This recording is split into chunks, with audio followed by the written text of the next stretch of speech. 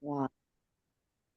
Hi, everyone. Well, this is going to be a very different conversation. That's a non-astrological conversation, but I think it's going to be a delightful one. And I'm going to welcome Mary Berkery to the channel. Welcome, Mary.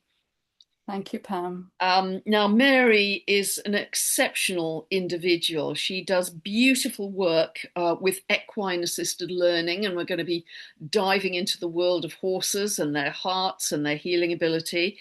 And Mary's always lived close to the threshold where the human world meets the wisdom of horses. I loved that sentence.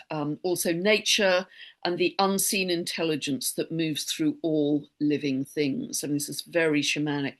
So she's an equine assisted learning facilitator, a soul coach, a retreat leader, an international speaker, an author of wonderful book, Saved by a Horse. She's given a brilliant TED talk called Horses as Mirrors.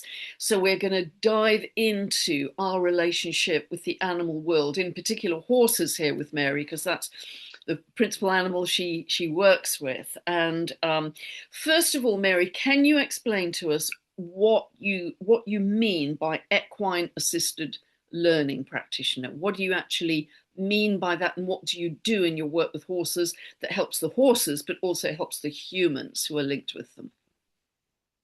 Okay, Pam, it's lovely to be here. I'll start with imagine you're at a crossroads or you have an issue in your life and you decide to go to a coach or a therapist or a counselor or a career guidance coach. But instead of going to them in their rooms, in their consulting rooms or a consultant, you are brought to a barn or a field or an arena, and we work that issue out or those issues out in the presence of horses. So that's it. And it started for me when I was living in Colorado, where I heard of two psychotherapists who'd literally brought their practice into an arena. And Yeah. I thought, this is mad. This is crazy. Because I grew up with horses and I was caught in the old matrix, as we call it, of, horses, something to be, is an animal, is a dumb animal, in that sense. Oh no. So Oh no. out of sheer curiosity, I went, and it just was pivotal in my life, pivotal experience in my life. So, So could you so give us that a really big example of how it's changed either your life or someone else's life that you've worked with? okay, I will. I'll give an example of the story I told you when I spoke to you the last time, Pam. But I just want to go back a little bit on what do horses do before I go to that. Is that okay? Yeah, fine. Yeah, so because horses in the wild are wired to they're prey animals, so they're wired to read whether a coyote or a wolf or a human, sorry to say, is coming in to either kill them, trap them, or whatever. So they're genetically wired because they're attacked, or a mountain lion. So they are wired that when you come into their presence, they can actually hear your heartbeat from 4 feet away. They can feel what sometimes you're not even conscious of.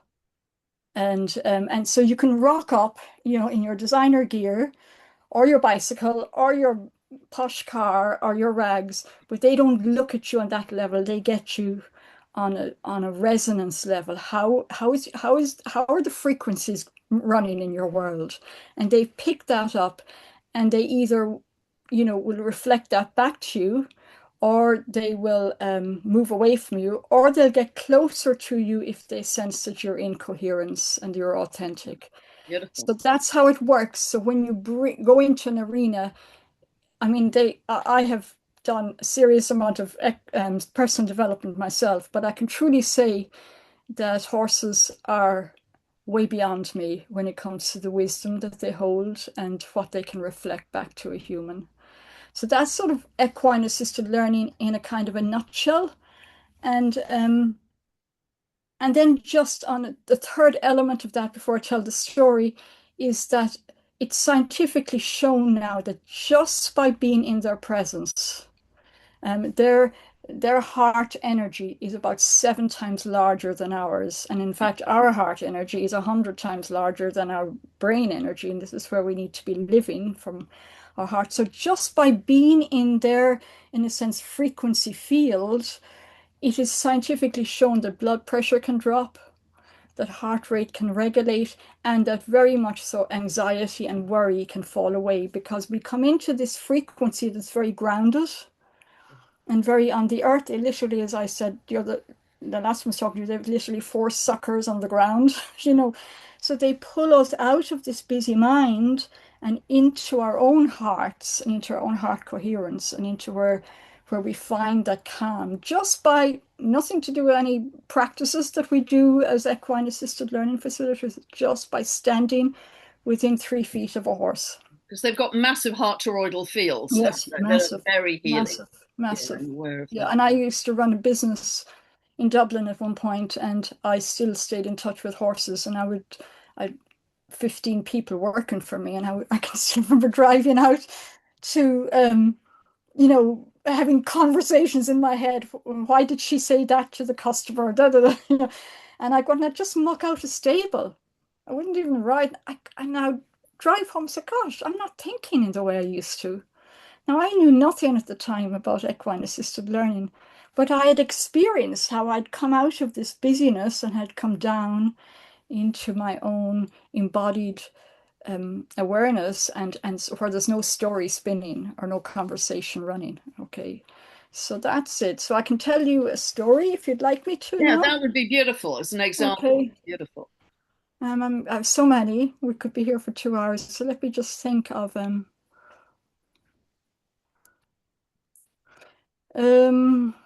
okay, I'll tell you one from I was invited to the Caribbean to be with a man who has 25 horses. Okay. And it was part holiday, part work. And he ran called Equus rides, taking people for rides along the beach in the Caribbean. And just before I left, one of the workers asked for an equine assisted learning session. And while I was there, I, of course, had to check all the horses out because I'm a horse girl. And there was one horse that I was quite drawn to. His name was Lancelot, big black horse. But he was what we call in the horse world head shy. And he wouldn't let me touch his head. But when I eventually got to touch his head with my finger, his nose was covered in ridges. Okay. And I said to Paul, who ran the place, I said, what's up with Lancelot? He's got all these bumps and he said, well, it's practice in the Caribbean when they race on the beach that they cover the horse's head with a sack. They beat it Well, with a stick, and then they pull the sack off, and the horse runs as if the devil is after him, basically pumping with adrenaline. And this happened to Lancelot. He said even to the point that he won't even go on the beach now. He won't allow anyone ride him on the beach. He gets so nervous. So so that was a story. So, oh my gosh, how horrific that is. So anyway, this woman asked for a session, and her issue was that there was a recurring pattern in her life where she would get very friendly with people, be very giving, very nice, do everything for them. And professionally, the same thing would happen. She'd be the gopher girl. And then in both situations, she started to feel resentful because it wasn't coming back. It wasn't kind of a two-way traffic. I suppose the word we'd have for it now is codependent behavior. So, and what she would do was she'd either withdraw from the friendship or leave the job. And it was recurring to the point that she just needed to look at it. And she was aware enough to know that it was repeating itself. So we chose a horse. She chose a horse to work with, which was Lancelot. So one of my exercises, you do not touch the horse. When you go into the horse's arena, you wait for the horse to make contact with you first. So we did a body scan, we do some exercises to stay grounded. If you start feeling resentful, if you start playing out the story in the arena, what do you do? And rather than withdrawing from the horse, what happens? So we prepared. She went in, She walked over to the feeding trough, and Lancelot just stood there, just shooting the breeze, looking around, didn't even pay attention to her. She walked over to the scratching tree. Lancelot just, didn't pay any attention to her. Then she went into the center of the arena and sat down in a lotus position. Now, even in my training, this is not allowed. But I have what I now call horse instinct. I just felt, leave it alone, just wait, just take a breath. Next thing, what did Lancelot do? Only come over and lie down beside her and put his head in her lap. Now, I had never seen a horse before lie down beside somebody. It was new for me. Yeah, I've seen it a lot of times since. But in this case, he put his head in her lap, and there she started to slowly stroke his head, and he left his head in her lap. And I'm there like, oh my God, it was like the tears just pouring down my face. Okay. And there's a kind of a longer version to that story, but I won't go into it. There's a part two where she came out and she went back in again and she sat down again and the very same thing happened again. But I won't go into that. I'll just get into the learning because of time. So when she came out, I just said, well, what were you doing? What did it mean when you went to the scratching tree and the feeding trough? And she just started to laugh. She said, that's what I do with people. You know, I thought Lancelot would think I had food, or I thought he would think I would scratch him. But horses get you. And I'm not interested in your false self, basically. That's the message. This is the game you play to get attention. I have no interest in this. And she saw Wow. it so clearly. She saw so clearly that he was not playing the game with her. So that was a And real breakthrough for her, Mary. that was a realization that this behavior isn't healthy. This giving, giving, giving. And if I'll steal that line, I'll scratch your back if you scratch mine. I said, yeah. So it's like he was not in. And I said, what were you thinking when you sat into the middle of the arena? And oh, I feel tears. She said, I chose to be vulnerable. I chose to let go of efforting, sit down to be vulnerable, and just be with my heart. And did it help to heal Lancelot? Well, yeah, well, this is the other thing that happened. I mean, and I just said, then what would that look like if, you know, you're in a situation where you're resentful? What would vulnerability look like?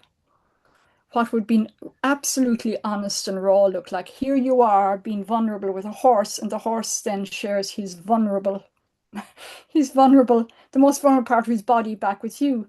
And I ended up saying, some people might walk away, but you'll actually get real connection with the ones that don't. So, but then the following day, Pam, to answer your question, she was riding Lancelot on the beach. She was riding Lancelot on one of the rides. And when they got to the beach, she did what she normally did, which was to get off and lead him because he shook like a little kitten on the beach.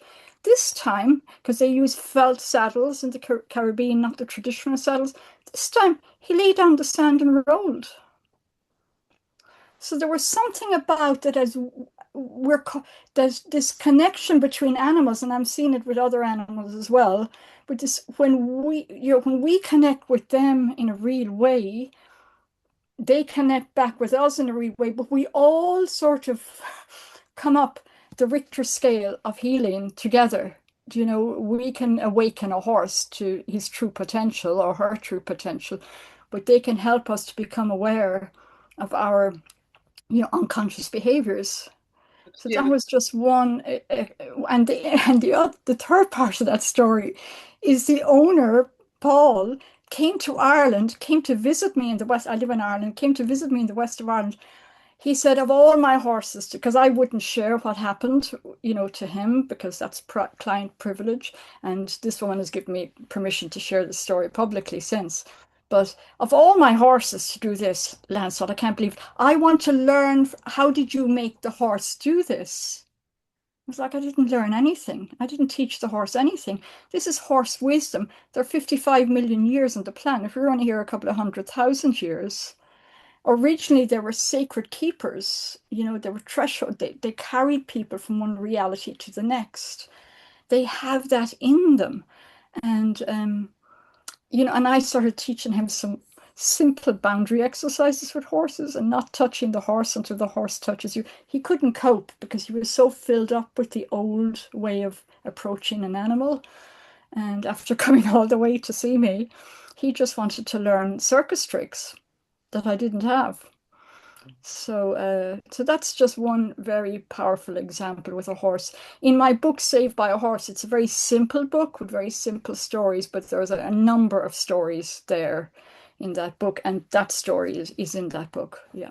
So the connection happens via authenticity, being your absolute true sense, Mhm. and the better your match of heart coherence with the horse, the better that contact will be, that healing will be, because it brings Well, coherence for your heart as well. yeah, Being well, what it does is it shows up what you need to look at.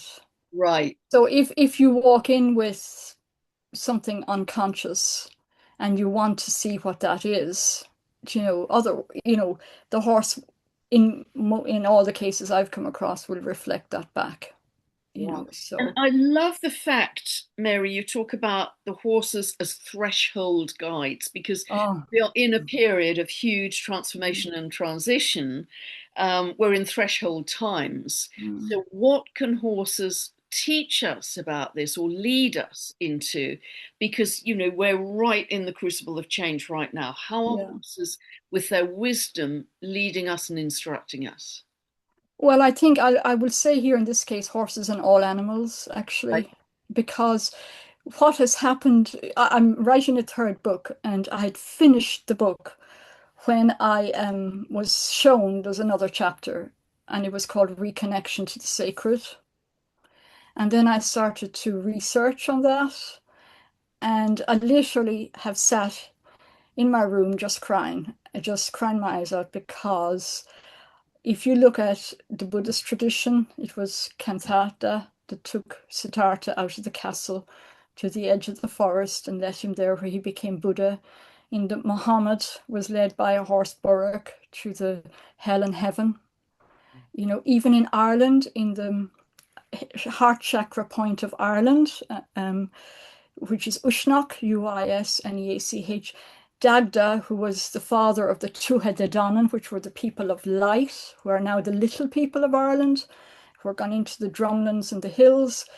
They found a subterrane of two, they're called solar horses, a mare following a stallion following a mare, and they're decked out in the full regalia of a high king or high chieftain, and they were said to be carriers of light.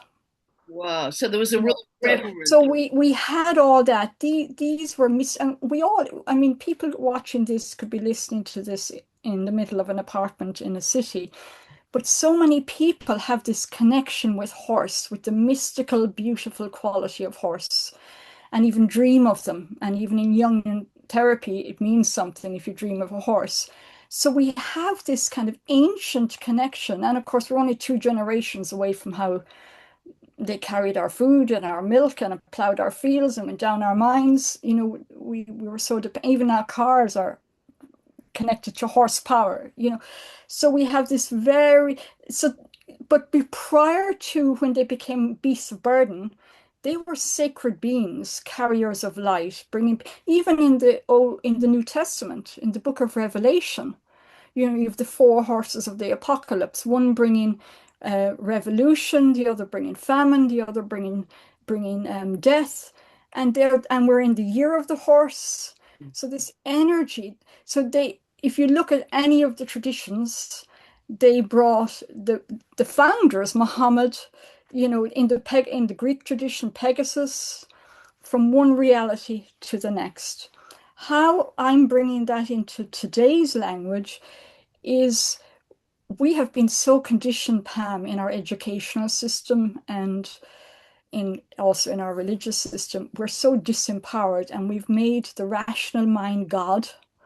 You have to think about, whereas when you come into the field of an animal, and in this case a horse, who doesn't think in that rational way. It feels with its heart, and its body holds the intelligence. it helps us to come out of that little box up here and down into that world below our chin, where there's no story spinning, where we're making 3 million red blood cells a second. We're already awesome. I don't, what's that a minute? I can't even figure it out. So, and we don't even know what makes our heart beat. And we worry about, food tomorrow. And we don't even, so much is happening by this incredible cosmic intelligence that's working through us. Horses live that all the time. They live in that state of knowing, or they're not thinking about tomorrow. When they feel something, they let it move through them. They hold no story. They release, they forgive, and as we say, they go back to grazing. We kind of feel it, and then the mind comes in, puts a lid on it, and says, "You shouldn't be thinking like that. You're a nice person. You shouldn't be thinking these murderous thoughts or whatever." We're not allowed. So they all go under, and we've lids of lids of lids. So our real beautiful and we've collected so much conditioned responses and ancestral responses and gender responses, what it means to be Irish, what it means to be English, what it means to be female, male. And I think when we go into an arena with, in my case, a horse, maybe somebody else, other people working with dolphins, or I think deer could be amazing too, because they're also prey animals. But um, you go into an arena, they bring you into another way of being. And I see in so many cases, in the presence of a horse, people start feeling. They start feeling. I have one gorgeous young girl came to me. She just came out of curiosity because her sister had such a breakthrough dealing with panic attacks in the presence of horses. She decided she'd come. And she came all smiley whilies, gorgeous, very polite, very nice. She walks into her, she's 12, going on 13, goes into the arena and starts sobbing, crying. And what had happened was she finished, we call it high school in here in Ireland, we call it national school. She'd finished her high school in the middle of the COVID lockdown. There was no opportunity to say goodbye to her fellow students or her teachers. She was she didn't know, but she was feeling totally despondent and depressed and not looking forward to secondary school. Um, and felt really sad. She was so happy in her high school, in her sorry, primary school years. And she was just feeling, and she hadn't felt it. She hadn't allowed herself to feel it. But just by being in this energy that brings her down, she could feel she's really sad. I never say goodbye. And so I checked at the end, this is where my coaching skills come in. I said, have you shared this with anyone else? No, she didn't even know she was feeling it, only that she was feeling kind of numb, you know. And so she decided to call a friend. The friend was feeling the same, of course. Sometimes what we think is only our personal thing, and we have the courage to be open and they ended up deciding to create a ritual in the woods, in a circle, social distance. All got T-shirts made, got a gift for their teachers, and she sailed into her high school years smiling. That's You beautiful. know, So so, horses really do act as mirrors to what mm, we are truly feeling, even if we don't know that ourselves and haven't been able to mm, get in touch with mm, us with it. They mm, reflect back the mm, state of our heart and improve mm, our heart coherence. But the reason I think this conversation is so relevant for now mm, is we are moving into a phase of consciousness where we're going to mm, remember our mm, connection to the ancient, the animal world, the mm. elemental world, that every living thing has consciousness. Every tree, And every yeah, bird, every crystal, every rock, every piece of moss, every slug, absolutely, it all absolutely. has consciousness in different We forms. are all fractals of this field of consciousness. Exactly. And one of the exercises, there's a gift for anyone who wants to. It's called reflective practices, but one is called beginner's mind. Beautiful. Yeah. And it's like walk into a field, whether there's chickens or hens or trees or flowers or dogs or cats, or just take away the name you put on it and just see it as a part of this incredible expression of life, of consciousness. And of course, I think it's Chiron has just moved into Taurus, and Right. so it's like that real coming down. And back to the threshold piece. I mean, I've had a spiritual experience in the presence of a horse.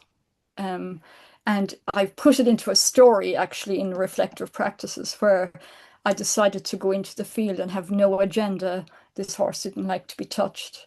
And I just go into the horse's world and just be in the horse's world, not going in. I wanted to go in and just touch it. And when I went in, this horse is very clear with her boundaries. I just stood 3 feet away from her. And I had this embodied electric feeling running through my body, right down through my legs. And not only was I hearing with my ears, I was hearing with my skin. I was hearing the bird's song and the breeze. And in that exact moment, I said, oh my God, this is how horses live. And the very minute I thought that thought, she reached over and she just gave a little nip to my knuckle here. And normally I'd be afraid of something like that, but now I was in horse world.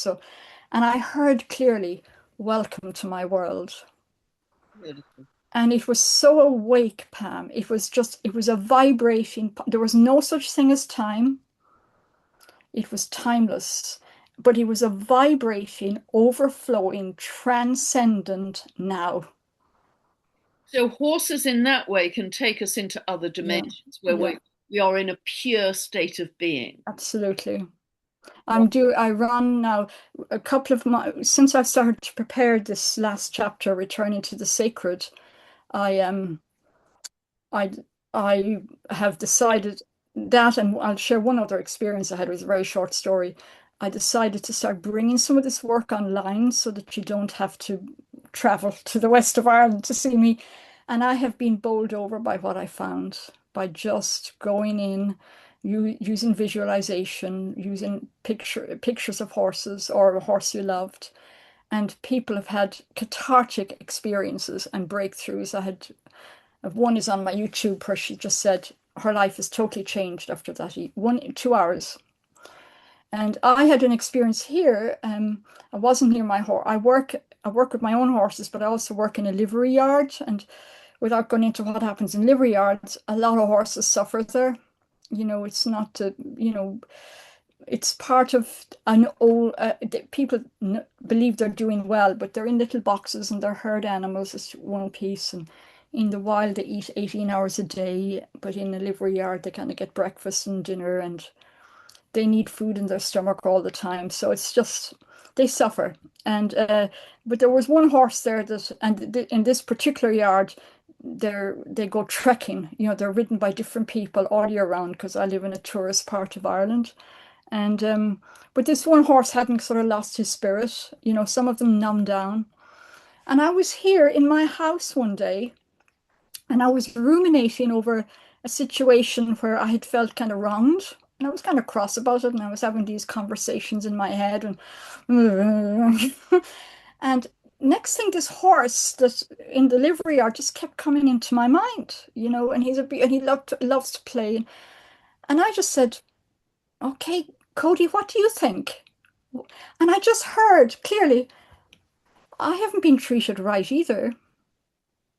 And immediately, Pam, I'm an hour's drive away from this livery yard. Immediately, it just, all my kind of conversations just fell away. Fell away just like that, like it turned a tap on. So that plus my last chapter, I said, I'm going to bring this online because when you think about something, you're there, and you're sharing that all the time with your beautiful work.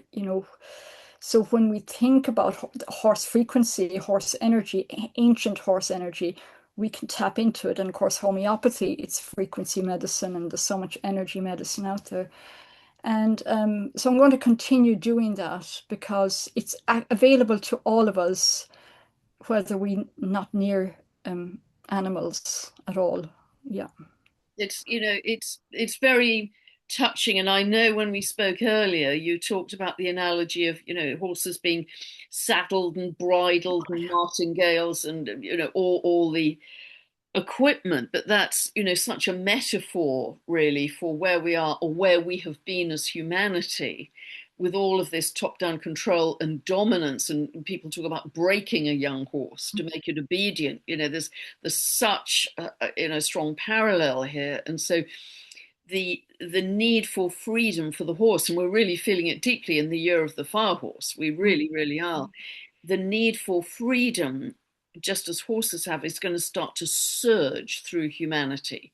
I think particularly in the second half of this year as Jupiter moves into Leo. So there's they can teach us so much because they've suffered immensely, but also they're way ahead of us in terms of I think their level of consciousness. Absolutely, We absolutely. And are, when we start, like all my work now is at liberty. I put no halters on, no saddle. And of course, equine assisted work in its essence is on the ground. yeah, Some people do equine assisted, they call it mindful riding. I don't do that. I don't ride anymore either. And I don't own a bridle or a saddle. I have halters because sometimes you need to box a horse to take it somewhere. yeah, But and I have found it's amazing because once you give them the choice, they're way more, rather than coming in with this unconscious arrogance, that I have to lead them here and tie them. But once you give them the choice, I have seen over and over again, as soon as the session is over, they will walk away. I don't have to be controlling and dominating in that way. And of course, what we do to another, we're doing to ourselves. So we have been harnessed, and saddled, and we hold ourselves in. And we've been boxed into little, in ice. So many people. I mean, I remember listening to Mother Teresa in Dublin many years ago, and she said the epidemic of loneliness is much worse than the epidemic in India. People living in their little stables on their own and not part of community or a herd. So yeah, and also a horse on its own in a field isn't right either, and also I'm seeing, maybe it's my algorithms in my phone, but I'm seeing so many competitions now where it's bitless bridles, and it's just such a step in the right direction. and I don't know if you're aware of Ben Atkinson's work. Yeah, You know, yeah, it's always free, and it's just beautiful to yeah. watch. So Well, he's just moving with the frequency. He's in the frequency field of horse. exactly, it's spectacular. And he's just moving with that frequency in the same way as birds fly Yes, together. beautiful. Or the starling murmurations. Yeah, They're tuned into the frequency, and we're starting to wake up to that. This is not a factory here. This is a field of frequency, this yeah. body, Beautiful, beautiful. It's So interesting, Mary, on social media, I often see a lady, sadly, I don't know her name, but she's a healer in America and she has many yeah, horses that are free. And when people are very ill, they lie on a couch yeah, and it's in the yeah, open air, it's out in the woods somewhere. yeah, And the horses, just by choice, will come yeah. and rest their heads very, very gently on the patient, often where the area where there's an energy block. Absolutely, It's they absolutely, sort of go into a trance. They go into a yeah, healing trance to help that. But it's absolutely. just beautiful to watch, and it always brings me to tears. So, and can do other animals do this as well? Well, I mean, clearly you're I'm laughing, but I'm going to share. Yes, I was about 3 years ago. I was introduced to a book called Kingship with All Life, and it was written in the 1950s. And I recommend you get it. It's a slim little book, John Boone, and it was the story of a man who was asked to mind a dog. Okay, and what he was saying in the book was exactly what I'm seeing with the horse. When he approached the dog with arrogance and with agenda, they clashed basically. And when he started coming into mutual respect, this is another sentient being over here that has intelligence that I have can't even fathom. They had a wonderful time. So it was transforming for him. He was minding this dog for 3 months. So then he went into doing research on other people. And the last chapter of the book is about an experience with a fly. Look, get the book. Okay, it's just so funny. It's actually so funny. This fly humbled a very famous actor.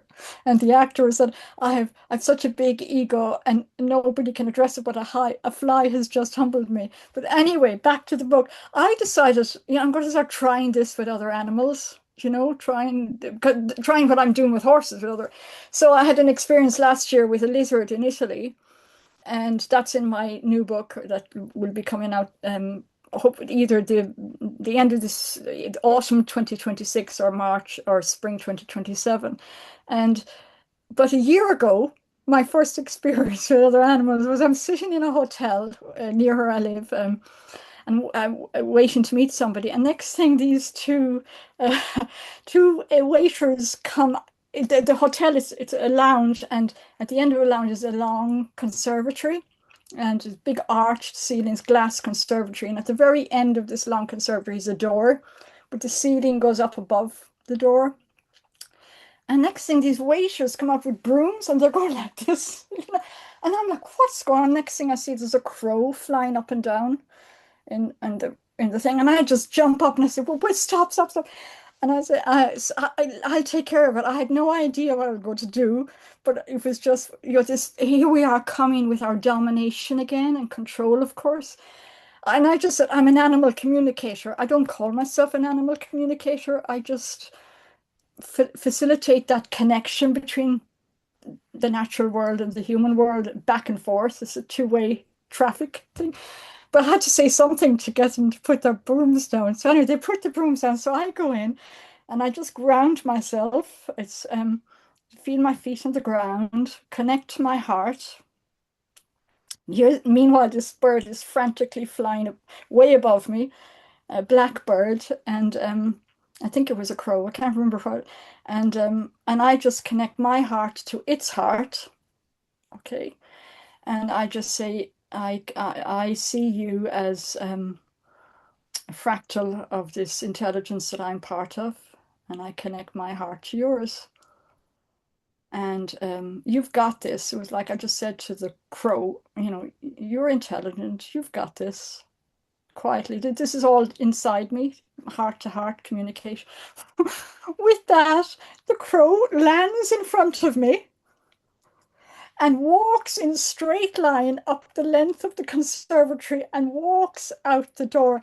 And you have to see a crow walking. They kind of woggle. Yeah, yeah. Like they're Not much more graceful in the air, and it walks out the door. And I'm just as surprised as the two staff members behind me, because I was just trying it out. I just had this instinct, you can't just beat the poor animal out, poor bird out the door. And it just lands and it's totally calm, and it just waddles up it's the tiled floor and then walks out the door. And then they turn to me and they offer me a job in the hotel because it was happening all the time. It's really quite shamanic as well, But isn't it's it? sort of like when we start recognizing that we're all in a sense part of this cosmic Web of life, intelligence, the web of and life. we're all creatures in the choir, playing out our part. But what we have done is we've made our mind, the rational mind, God, and then we get into this dualistic thinking, right and wrong, good and bad. We numb ourselves down, and then we numb our animals down. And then the other thing that with animals, and I say that with dogs as well, they don't judge us. They live in the moment. They process stuff and let it go. They're not holding a story of what they may hold trauma by what we've done. It needs to be cleared, like Lancelot on the beach, but they don't hold resentment towards a human. And gosh, we do, and I do, Yeah. or have done. But they know how to forgive. And that was the experience I had with Cody. I found it was coming up to Easter when I had that experience of feeling this kind of innocence, lack of forgiveness towards this person. And it was Easter week, I think. And it was like, I'm not.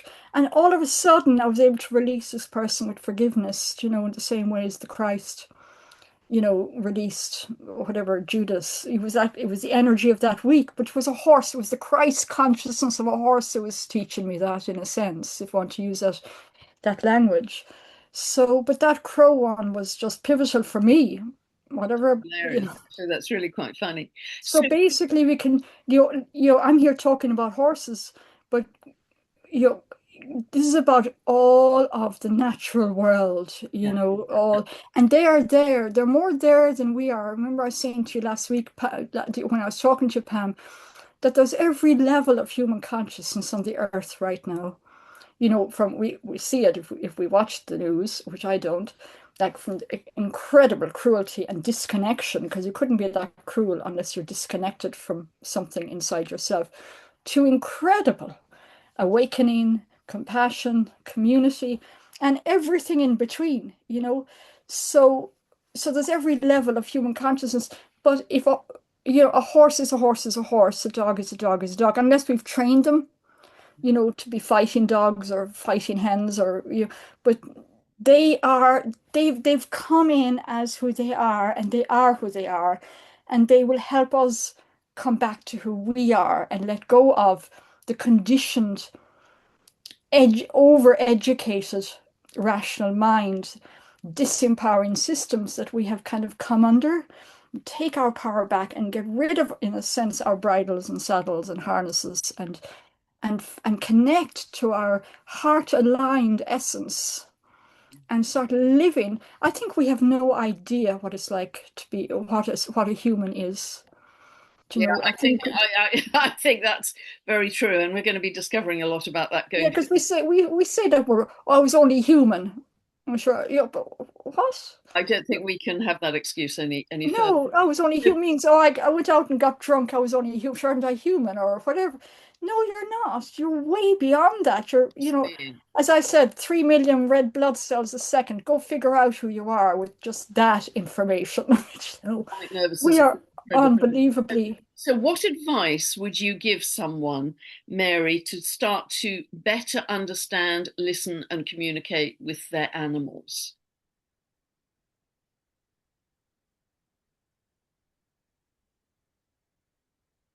Um, stop trying to control. Right down to if you're walking your dog, let it sniff. You know, if it meets another dog and does a little growl, let it growl. We talk all the time. They'll figure it out. They're way more intelligent than we are. Um, you know, see it from a place of equality. You know, Very good at see that this being, this being of pulsating, vibrating frequency sitting beside you or in a field, you know, is part of you. In fact, you're part of it, and it's part of you. And start looking at it with wonder, you know. And maybe the other thing you could start doing, this is the other way around. Maybe start welcoming the people in your life the same way as your dog welcomes you. yeah, Let beautiful. your own heart blow open a little bit, you know. Maybe get into that curiosity. I was listening to a podcast last week, and the thing that humans are numbing down on is curiosity about each other. So maybe be more like an animal. What does my favorite poet, Mary Oliver, you know, you don't have to be good. You don't have to walk for 1,000 miles through the desert repenting. You only have to let the soft animal of your body love what it loves. So start coming back to your own wild, instinctual nature and let those beautiful beings in your life that haven't fully left that, unless you've beaten it out of them or numbed it out of them, you know, let them show you how. And one way would be feel what you need to feel without judging it. Watch when you're judging another and start just, what am I feeling behind this judgment of another? I just feel sad about what's happening in the world, you know. So can you leave the other alone and just allow the sadness just move through you?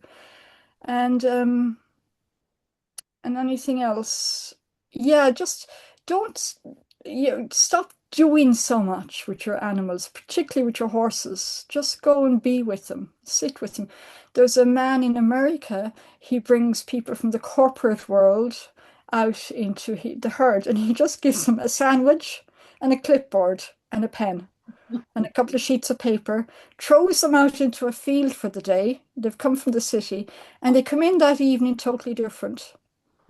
All they have to do is sit and observe the herd, you know, and as they do, they're starting to drop into their own expanded awareness and their own embodied awareness. Very And so stop doing so much. Animals just want us to be with them, the same way as children do, actually. They don't want more toys in a sense, whether but they just want you to get down with them, and just be with them. Yeah. It's beautiful because so much of what you're talking about, Mary, is beginner's mind. It's very Yeah. Buddhist. There's a phrase that comes to mind. I want to be the person my dog thinks I am, which has always amused me. But it's the animals are leading us. I've often said this in other Yeah. videos. The Yeah. animals are leading us into this very different consciousness, this different state of Mm, being, these higher mm, dimensions, this recognition mm, of unity consciousness mm, across all states of mm. being. There's something very beautiful. Yeah, they live in oneness. They Yes, live in oneness of their essence. And we live in foreign countries. Like I love the story in the Bible of the prodigal son, went off to foreign lands and then he came home. But that homecoming to me is coming back to our unfiltered, uncluttered, unconditioned essence. And who am I? Who really am I? And go and ask a flower that question. There's a lovely exercise I did. I did a training in Glastonbury, called Priestess in the Underworld. But we did this wonderful exercise: is go out into nature and pick a thing in nature, wasn't an animal, and write to it as if it's a long lost lover, and let it write back to you as if it's a long lost lover. And it was just, it unravels parts of your heart that are so, So you can do that to your dog as well, or your horse, or your chickens, or, just see them. See, we're all parts of this love expression. So come out of that controlling. And like I was thinking, preparing for chatting to you, I was thinking of a friend, she's two dogs, and you go for a walk with her, and you can't talk to her because every second sentence is just calling the dogs back because she can't see them. And I say, Jenny, can you just trust that they'll come back? They'll be back. They're not, they know who's going to feed them tonight. But it's that control, that tight rein that we can have on them, but we have on ourselves as well. That's the that's piece. the It's perfect mirror, isn't it? So what I know, time is ticking by, yeah, Mary, and I know you'd very much like to do a reflective practice with us.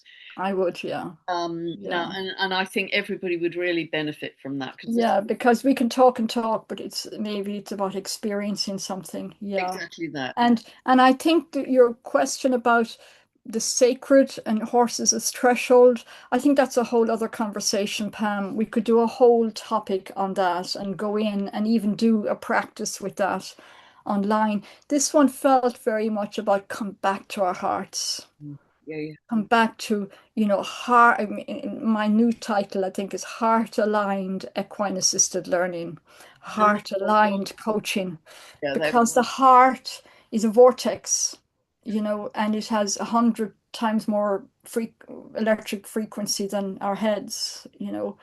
And just by, if you see a horse, go into a field and sit beside it because its heart energy is 7 times more than yours, and you'll come out differently. go. So, yes, so I will. I'll do this exercise. Yeah. Beautiful. We're all ready. I'll turn it over to you. Okay. So, this exercise, it's just if you're driving the car, don't do it, okay? Or if you're running heavy machinery, please don't. Just press pause, and when you're back in your own private space, you can do this exercise. And it's really just helping us to come out of this world. We live between our ears so much. Come out and come into the world below our chin and under our skin. And so I call it a body scan or body centering. And I will finish with a poem in it, and I'm going to offer 30 minutes, 30 seconds of silence. And it is, when I do it, because this title is Horses as Teachers, this is where animals live all the time. They live fully in their bodies. I'm sorry to say we're not quite fully incarnated yet. Now with this Chiron, Taurus, and Leo, something all may start happening, but it's like to come down into our bodies. So This poem was written on a morning where I wasn't in my body. I was flying and I was busy and I had a list and I was running and I was looking for my bag and to get into the car and go. And I was in a house where we had these long windows and we had the horses actually out on the lawn. And my chestnut mare, Emily, was just looking in at me, spinning around the place. And I just said, okay, I will uh, okay, I'll stop. Before I get into the car, I'll stop. And I journal. I do a lot of writing and I wrote down what she said, and that's the poem. Okay. And Beautiful. there's a reference in the poem's fetlock. And a fetlock is that part just above the horse's hooves. And it's the equivalent of our knuckles, or the ball of our foot, just in case anybody doesn't understand horse language.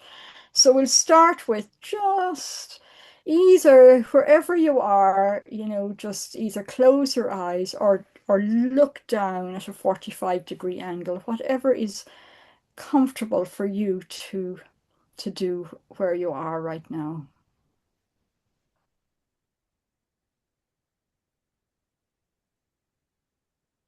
And just give yourself permission to drop into yourself more fully. And how you can do that is by inhaling. As you inhale, I use the analogy of like parachuting. Imagine you're kind of parachuting into yourself, dropping into your sitting bones if you're sitting,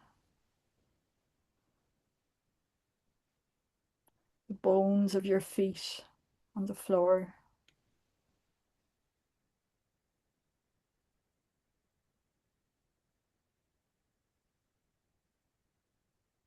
giving your elbow bones permission to drop. The very minute we drop our elbows, our neck and shoulders relax.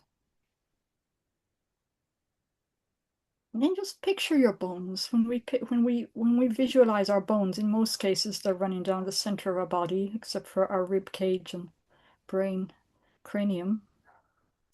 We picture our bones, our nervous system and muscles relax.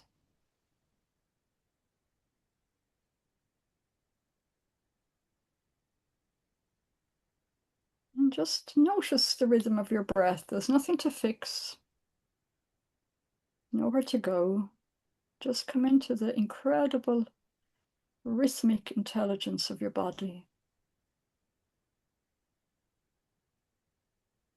And then with the next breath, dropping into that space between your belly button and your heart bone. Sorry, your belly button and your backbone. Into your own soft belly. Into that place where all creative ideas stem from, truly. Where everything is regenerated and generated.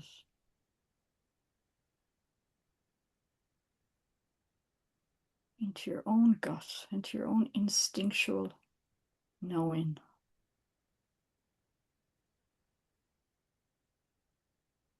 And then dropping into your heart, into the physical part, the physicality of your heart. They now see that the heart is a spiral, cardiac muscle is a spiral, it's a vortex.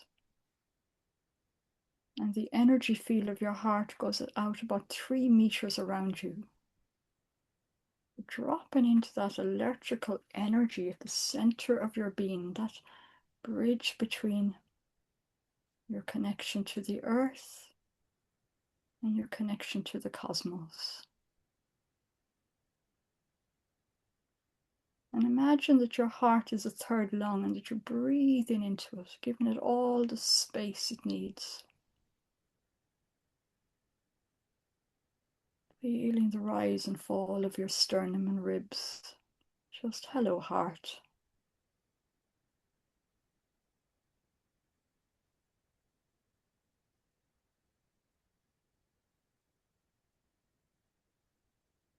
And just notice that as you consciously come into these 3 words, if ever you find yourself drifting away, just think of bones, belly, and heart or heartbeat, and breath.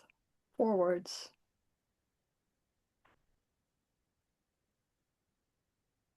Just as you picture or think or visualize these, notice how you're not thinking as much.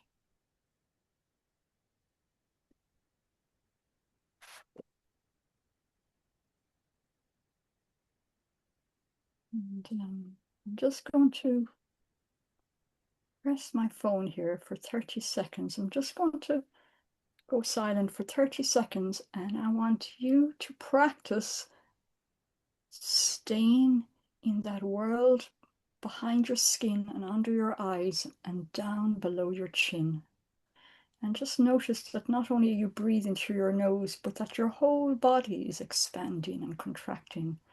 Breathing in oxygen, but you're also bringing in prana and life force and letting go through your skin.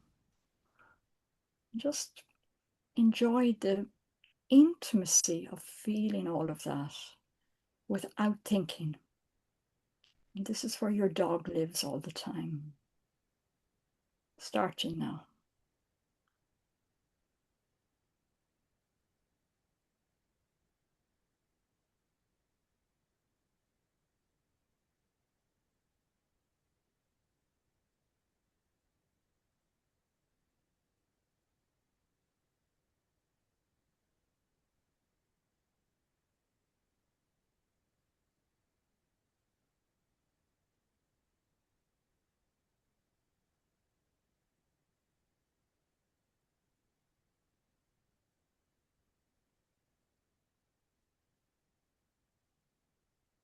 Horse wisdom said to busy, speedy human mind,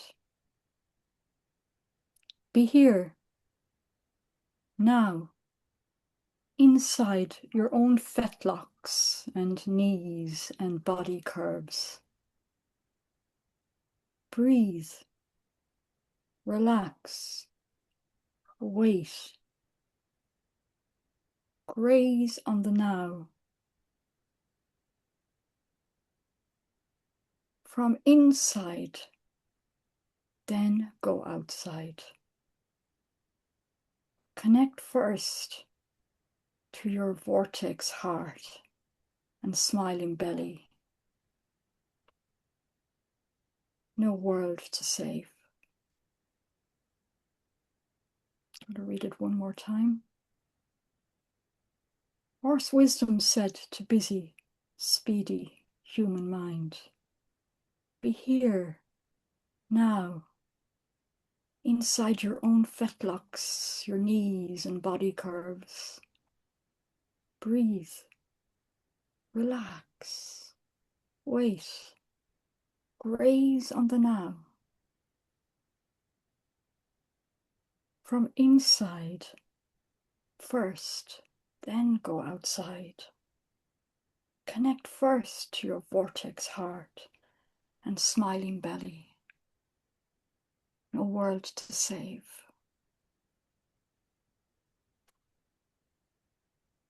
Mm.